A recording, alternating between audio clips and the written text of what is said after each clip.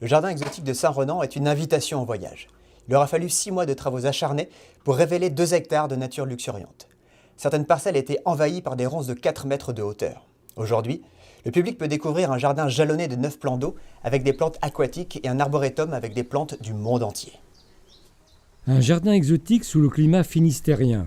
À l'origine de cette idée, la passion de Pierre Bouteille. Je suis quelqu'un qui est passionné de voyage, qui a déjà eu un jardin exotique donc chez moi en région plus continentale. Et ça m'est venu l'idée, pourquoi pas, d'en vivre et de racheter un plus grand jardin exotique et de l'exploiter comme il se doit. C'est des plantes du monde entier qui résistent pas mal au gel et au froid. Donc on peut adapter ici en Bretagne, bien sûr seulement sur les côtes bretonnes, où on a des températures très, très douces l'hiver. C'est vraiment le climat propice pour les plantes exotiques. D'ailleurs, on peut le voir dans le jardin, les palmiers, les bananiers, les oiseaux du paradis. Il y a même des bambous d'Afrique du Sud, etc. Donc c'est vraiment une très grande collection de bambous ici dans le parc. Désireux de faire connaître son jardin exotique, Pierre organise divers événements. Aujourd'hui, c'est la fête du jardin.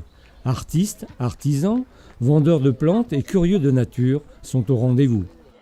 J'adore les palmiers. Moi, je suis passionnée de plantes grimpantes, notamment de clématites. Mais bon, là, je fais le tour et je découvre avec plaisir. Donc on organise plein d'événements. On peut aussi bien faire un concert, on peut aussi bien louer le parc pour un tournage de film, on peut pour des groupes, pour des fêtes de fin d'année. Là, on a une demande pour une messe de mariage, pour un vin d'honneur, etc. Donc voilà, j'ai plein d'idées et voilà. Donc c'est seulement le démarrage et on verra par la suite. Cette petite vallée de 400 mètres de long a déjà eu une première vie, mais le jardin est resté en sommeil depuis 2006. C'était un petit bijou, c'était un jardin qui était abandonné depuis 12 ans, mais il y avait quelque chose à faire, il y avait eu quelque chose qui avait été créé.